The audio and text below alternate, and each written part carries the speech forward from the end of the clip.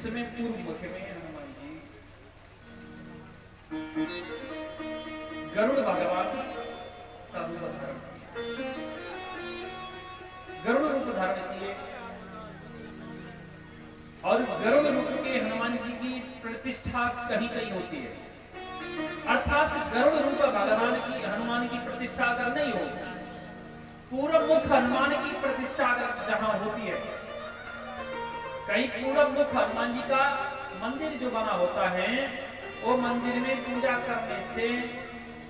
करने वाले व्यक्ति को बहुत सिद्धि की प्राप्ति होती है और उसके जो शत्रु होते हैं वह स्वतः नष्ट होते चले जाते। जो पूर्व मुख हनुमान की पूजा करता है उनके शत्रु स्वतः नष्ट होते चले जाते हैं। जो श्री गरुड़ अवतार है, पूर्व मुख हनुमान के प्रतिमा के अंदर करोड़ों सूर्य के समान तेज होता है। एक होता है पश्चिम मुख, पश्चिम मुख हनुमान संकट मोचन के नाम से जाने जाते हैं और जो पश्चिम मुख हनुमान को पूजन करता है उसको नौ निधि की प्राप्ति होती है। एक है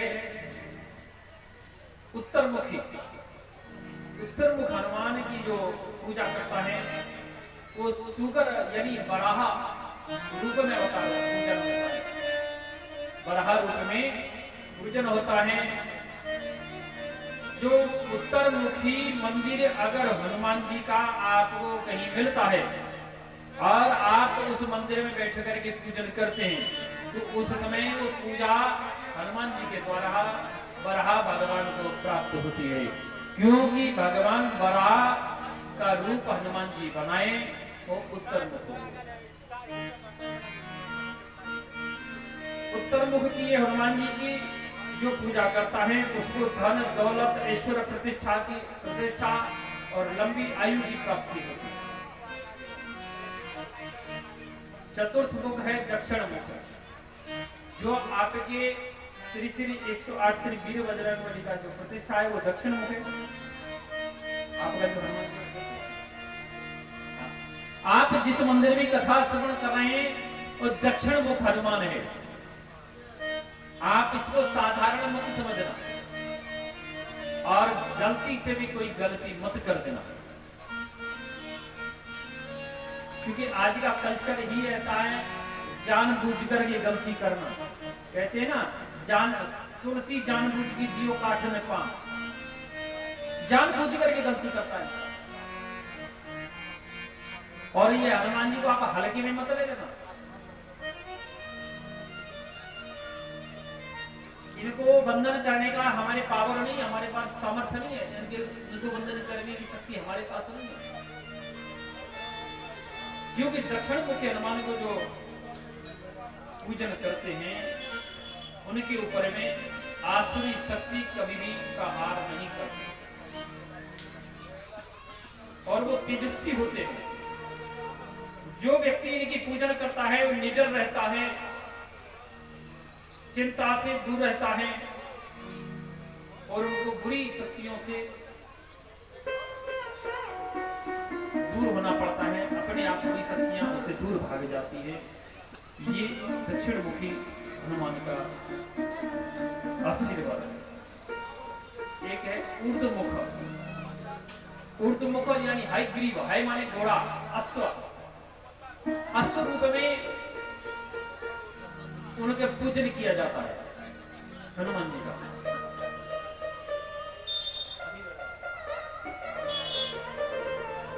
आपने सुना होगा, आपने शायद, मुझे लगता है कि आपने नहीं सुना होगा अभी तक, श्रीमद् देवी भागवत महापुराण आपने सुना हो तो आपको पता होगा, अगर नहीं सुना है तो नहीं पता चल पाएगा। श्रीमद् देवी भागवत महापुराण में भगवान का अवतार होता है हयग्रीव अवतार। हय माने अश्व, ग्रीव माने कंठ, अश्व के कंठ जैसा। एक हयग्रीव नामक राक्षस हुआ, उसने ब्रह्मा जी से वरदान प्राप्त किया कि मेरा वध एकमात्र हयग्रीव के द्वारा हो, अन्यथा न हो। तो नारायण भगवान हयग्रीव रूप धारण किए। ये हयग्रीव अवतार है, जो ऊर्ध्वमुख है। हयग्रीव की पूजन करना चाहिए। छठवां है पंचमुखी हनुमान। ये पांच मुख अलग अलग हो गए, पूर्व मुख, पश्चिम मुख, उत्तर मुख, दक्षिण मुख और ऊर्ध्व मुख। अब आया छठवां नंबर पंचमुखी का। पंचमुखी 5 रूपों की पूजा की जाती है। वो प्रत्येक मुख का अलग अलग शक्तियां हैं, अलग अलग परिचय है। रावण ने जब छल बल से राम लक्ष्मण को हरण किया, बंदी बना लिया, एक ससुरा बाहु रावण हुआ, पाताल में ले जाकर के राम लक्ष्मण को छुपाया। हनुमान जी 5 रूप धारण किए, हयग्रीव, गरुड़, वराह, नरसिंह और हनुमान। 5 मुख लेकर के पाताल में गए। 5 मुख से एक साथ 5 दीपक को बुझा दिए, शांत कर दिए, जिससे सहस्त्रबाहु का वध हुआ। ये हुआ छठवां, यानी पंचमुखी हनुमान। जहां पंचमुखी हनुमान की प्रतिमा होती है, वहां किसी प्रकार कोई कष्ट नहीं आता। आज कुछ ही क्षण के बाद आप लोगों को पंचमुखी हनुमान जी का झांकी दर्शन आज कराया जाएगा। जहां तक आप लोग मेरी आवाज सुन रहे हैं, जहां तक मेरी आवाज जा रही है, आप सभी से प्रार्थना है कि आप लोग शीघ्र से शीघ्र हनुमान जी का दर्शन, एकादशी भी करता है और हनुमान जी का पूजन भी करता है, उससे यमराज भी भय खाता है। स्वप्न में यमराज दर्शन नहीं देते। 8वां है वीर हनुमान।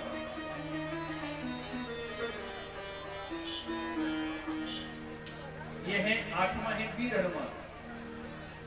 हनुमान जी की इस स्वरूप की पूजा भक्त साहस आत्मविश्वास पाने के लिए करता है। अर्थात भगवान श्री राम के काज को संवारना, अपने भक्तों के कष्ट को दूर करना हनुमान का कर्म है। जो व्यक्ति वीर हनुमान के नाम से पूजन करता है, कहते वीर हनुमान अति बलवान है। एक है भक्त हनुमान। भगवान हनुमान जी का यह स्वरूप श्री राम भक्त का है। इन्हीं की पूजा करने से आपको भगवान श्री राम का आशीर्वाद मिलता है। बजरंगबली की पूजा अर्चना से अमंगल दूर होते हैं और एकाग्रता भक्ति की जागृति होती है। एक दशा है दास हनुमान। एक हुआ 5 अवतार, यानी पूर्वमुखी, पश्चिममुखी, उत्तरमुखी, दक्षिणमुखी, ऊर्ध्वमुखी, ये दिशा हनुमान हुआ। एक हुआ पंचमुखी हनुमान। फिर उसके बाद पंचमुखी हनुमान के बाद एकादशी हनुमान, 10 वीर हनुमान, भक्त हनुमान, दास हनुमान। 10वां है दास हनुमान।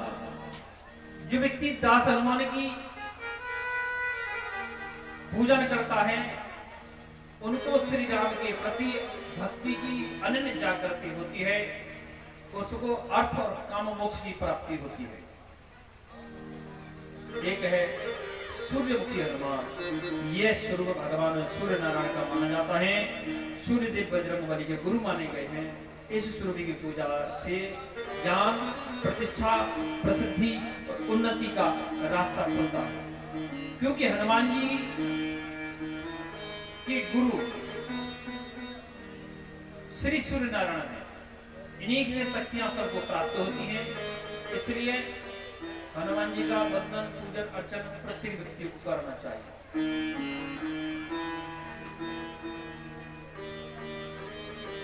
लेकिन माताओं से मेरा एक प्रार्थना है, बहनों से भी मेरी प्रार्थना है, आप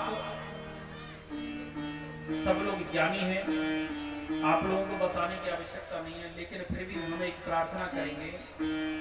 ये रावण संहिता में लिखा है कि नारी स्वभाव सत्य सब कहई, नारी स्वभाव सत्य सब कहई, अब गुण आठ सदा और एक स्त्री के अंदर 8 अवगुण हमेशा रहते हैं। साहस, अनर्थ, चपलता, माया, माया, विवेक, असुच, अदाया। असुचता प्रत्येक स्त्री को होती है, विशेषकर मेरी माताएं जब रजस्वला संज्ञा में होती हैं, उन माताओं को चाहिए कि वो किसी घर की वस्तु को स्पर्श न करें। और जो पुरुष रजस्वला संज्ञा की माता के हाथ से अगर जल भी ग्रहण करता है, वो नरकगामी होता है। स्पर्श भी होता है तो हमारे 12 वर्ष का पुण्य क्षीण हो जाता है। इसलिए माताओं से प्रार्थना है कि यदि आप लोगों में कोई भी रजस्वला संज्ञा में अगर आती हैं, तो आप पांडाल के बाहर रहें, क्योंकि ये तो परमात्मा की देन है। लेकिन कोई किसी के बहकावे में मत आना। एक दिन अभी हमारी परम आदरणीय पूज्या गुरु बहनी में एक शब्द कोश बोल दिया था कि नहीं रजस्वला संज्ञा में पूजन कर लेना, ये सर्वथा अनर्थ है। कलयुग में माताएं मेरी बहन रजस्वला संज्ञा में नहीं है। त्रेता, ये सतयुग, त्रेता, द्वापर, कलयुग में, चारों युग में, युग युगांतर से गुरुजी का अपमान कर दिया देवराज इंद्र, उसके कारण ये सब पाप बहनों को, मेरी माताओं को भोगना पड़ रहा है। माता पृथ्वी को भोगना पड़ रहा है, वृक्ष को भोगना पड़ रहा है, जल को भोगना पड़ रहा है। कहने का अर्थ है कि स्त्रियों को जो 9 वर्ष से छोटी कन्या है, 9 वर्ष जिसका पूर्ण है, मात्र 9 वर्ष तक है, गौरी, जिसको शास्त्र में गौरी पुकारा जाता है, वो हनुमान जी को स्पर्श कर सकती है। और जो माता 50 वर्ष के बाद पुनर्जन्म में चली जाती है, रजस्वला संज्ञा जिसको शांत हो जाती है, नष्ट हो जाती है, उसका पूर्व जन्म हो जाता है, पुनर्जन्म कहा जाता है शास्त्र के अनुसार, वो हनुमान जी को स्पर्श कर सकती है। अन्यथा ये जो 9 वर्ष से लेकर के 50 वर्ष तक की स्त्रियां हनुमान जी को स्पर्श नहीं करना चाहिए। तो ब्रह्मचर्य है,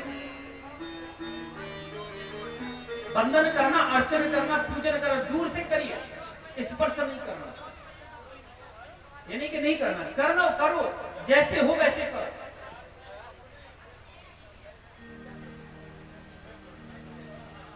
हनुमान जी कोई साधारण नहीं है।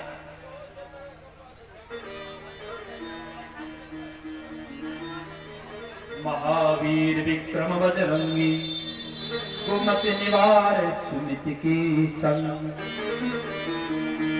हनुमान जी कुमति को नष्ट करने वाले हैं, संत की संगति देने वाले, कुमति निवार सुमिति के संग, सुमति के साथ प्रदान करने वाले।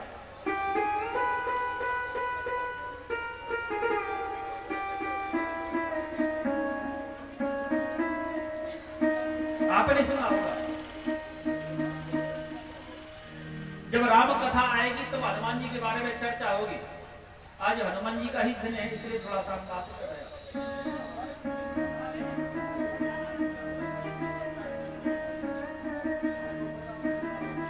एक तरफ अंगद कहते हैं लंका में जाकर के, जब लंका में अंगद जी महाराज गए, लंका में अंगद जी महाराज जब गए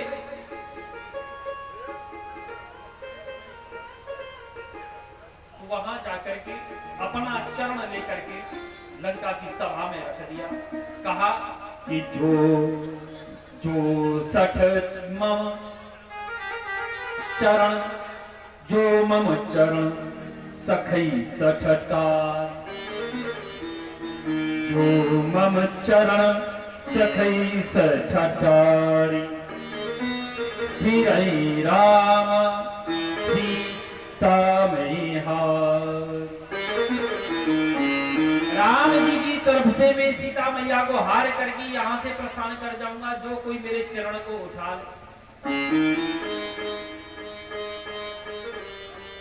रावण बार बार अपने बखान करते नहीं थकता, मैं लंकापति रावण हूं, मैं वो हूं, मैं वो हूं। अंगद जी बोले कि आप हैं कौन से रावण, ये तो बता दो, क्या आप वही रावण हैं जो किष्किंधा नरेश बाली अपनी 6 महीने तक कांख में घुमाते रहे? बोले रावण लंकापति, आप अपने आप को सौभाग्यशाली समझो, जो हनुमान तेरी लंका को जला करके गया है ना, वो रामा दल का कुछ छोटा सा सेवक है, छोटा सा सेवक है। और राम जी ने कहा था कि लाला अपनी मैया की पता करके आओ, तुम्हारी मैया कहां है, खोज करके लाओ। तब तेरी लंका को जला के चला गया। और कहीं श्री राम जी कह देते ना कि तू लंका को जला के आना, तो तेरे प्राण हरण करके लेके जाता।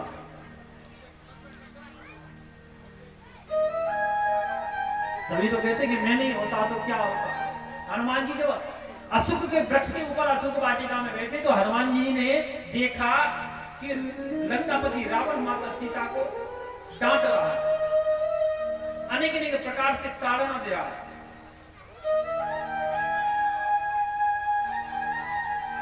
कथा आएगी तब करेंगे, बीच में कथा घुस जाएगी तो आनंद नहीं आएगा। संक्षिप्त में बता रहे, विस्तार बाद में लेंगे। रावण अनेक अनेक प्रकार से डांटता है, हनुमान जी को क्रोध आता है, मैं क्या करूं, मैं इसको लंकापति रावण को मारूं, क्या करूं, क्या नहीं करना चाहिए मुझे, विचार नहीं कर पा रहे हनुमान। तभी त्रिजटा नामक राक्षसी कहती है कि बोली पुत्री सीता तू चिंता मत कर, मैंने रात में एक स्वप्न देखा कि एक वानर आया, वानर ने सारी संपूर्ण सोने की लंका को जला दिया। अब हनुमान जी मन में सोच रहे कि मैं तो आ गया हूं, लेकिन मुझे तो लंका जलाने का आदेश ही नहीं, मैं जलाऊंगा कैसे? न तो मेरे पास आग है, न तेल है, न जो है सलाई है, न कपड़ा है।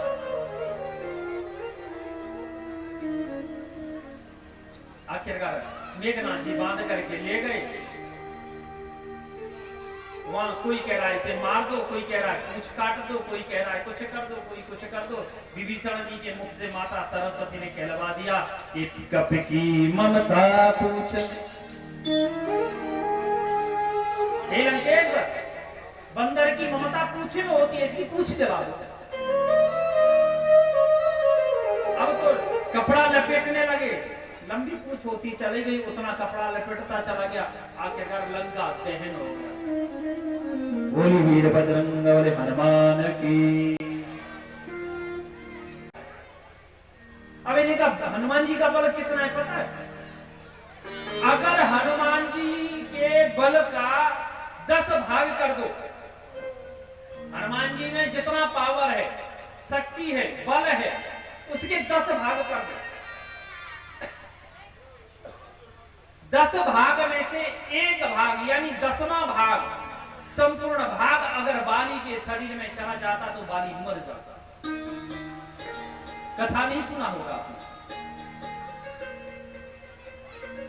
जंगल में हनुमान जी महाराज भगवान राम की तपस्या कर रहे हैं, तो कहते हैं असको जन्मा जगमाही प्रभुता काय काय मदना।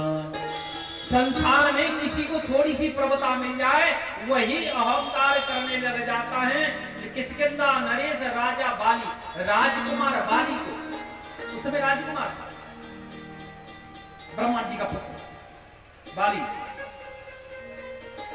किष्किंधा पति था। उसको थोड़ा सा आशीर्वाद मिल गया, जो तेरे साथ युद्ध करेगा उसका आधा बल तेरे शरीर में आ जाएगा। तीनों लोगों को जीत लिया बाली। उसने एक दिन क्या किया, बाली को कोई युद्ध करने वाला नहीं मिला तो वो वन उपवन तड़ाग तालाब नदी को कीचड़ घोल घोल करके नष्ट करने लगा, यानी प्रकृति को नष्ट करने लगा। हनुमान जी आकर के बलबुद्धि से विवेक से कहने लगे, बोले भैया बाली इतनी ताकत का प्रयोग आप इसको नष्ट करने में कर रहे हो, इतना ताकत का प्रयोग आप इनको सजाने सवारने में कर, सजोने में कर, भगवान की भजन में लगाओ इतनी शक्ति। बोले तेरे सिवाय तेरे नाम को कोई नहीं जानता, अगर तेरा राम है तो तू मुझसे युद्ध कराओ, उसको कौन है बुलाओ उसको। हनुमान जी क्रोध में आए,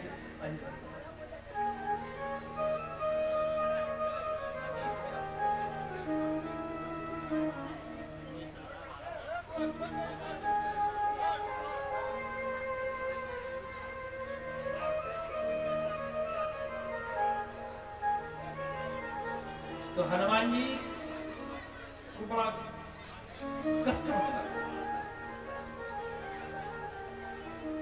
राम जी बोले लगा, हनुमान जी बोले रे दुष्ट अहंकारी बाली, तू मेरे प्रभु श्री राम से क्या युद्ध करेगा, पहले उनकी इस छोटे से तुच्छ सेवक से युद्ध करेगा।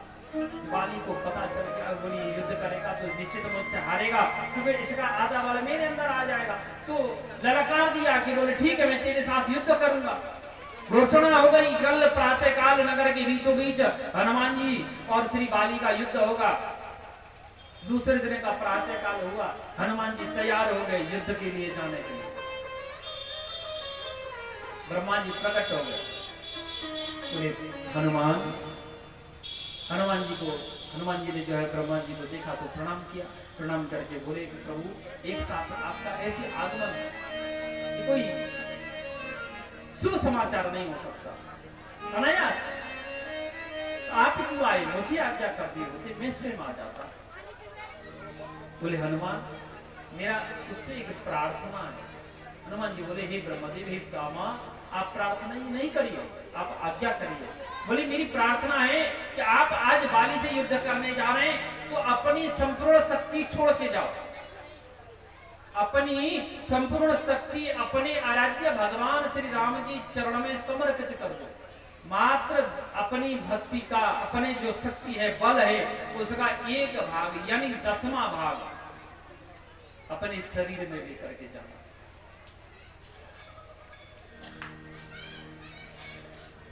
इतना ब्रह्मा जी की बात सुन करके हनुमान जी ने ऐसा ही किया, अपनी शक्ति के 9 भाग अपने आराध्य भगवान यज्ञनाथ श्री राम के चरण में समर्पित कर दिए और एकमात्र 10वां भाग अपने शरीर में लेकर के नगर के बीचों बीच पहुंचे। बाली ललकारने लगा, आइए युद्ध करिए। हनुमान जी जैसे ही अखाड़ा में प्रवेश किए वैसे हनुमान जी का आधा बल बाली के अंदर समाहित हो गया। अब तो बाली का शरीर फूलने लगा, बढ़ने लगा, रक्त संचार बढ़ गया। जब रक्त संचार बढ़ा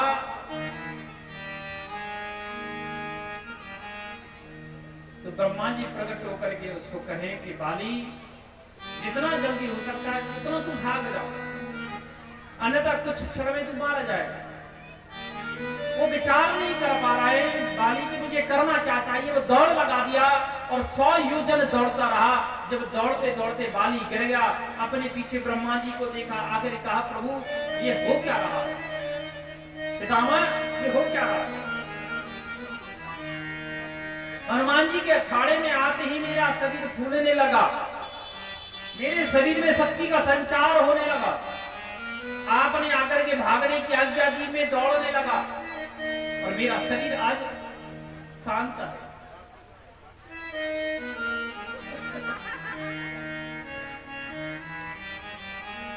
ब्रह्मा जी कहे कि हे बाली ये तो हनुमान जी की वीर बजरंग बली की शक्ति जो है, जितनी भी शक्ति है उसके 10वें भाग का आधा भाग है जो आपके शरीर में आ जाए। अगर गलती से कहीं आने की शक्ति का 10वां पूरा भाग आपके शरीर में आता तो आप तत्काल ही मृत्यु को प्राप्त हो जाते, क्योंकि उनको इसीलिए कहा जाता है कि अतुलित बलधामम हेम शैलावदेयम्।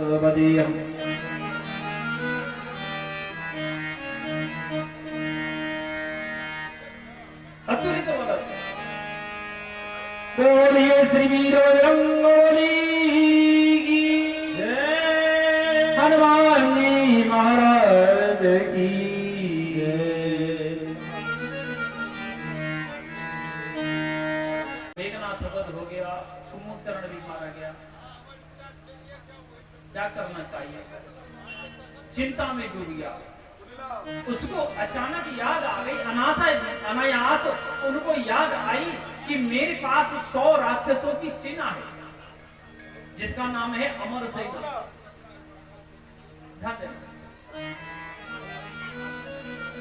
अमर सेना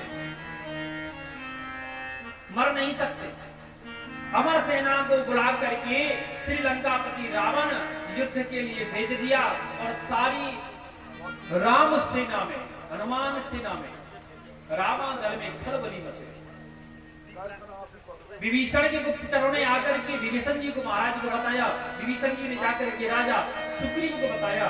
सारी राम दल में खलबली मच गई कि आज का युद्ध निश्चित अंतिम युद्ध है और हमारे राम दल की पराजय निश्चित है, क्योंकि अमर सेना को कभी हराया नहीं जा सकता। क्यों? वो मरेंगे तो सही, मरेंगे तो नहीं, मृत्यु को प्राप्त होंगे नहीं, और वो मरेंगे नहीं तो कोई परिणाम नहीं निकलेगा युद्ध का। हनुमान जी महाराज ने सभी को चिंता में डूबा देख करके और सीधे श्री राम जी की शरण में गए। जाकर के मंद मंद मुस्कुराते हुए प्रभु श्री राम को प्रणाम किए। बोले, प्रभु आज मेरे प्रभु को कौन कष्ट है, और वो भी हनुमान के होते हुए।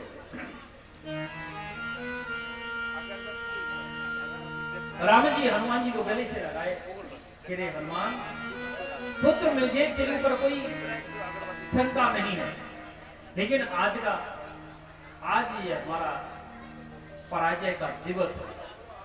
बोले, क्यों? आज मेरे प्रभु श्री राम इतने दुखी क्यों हैं? आप अपने सुपुत्र, अपने पुत्र, अपने भक्त हनुमान के ऊपर भरोसा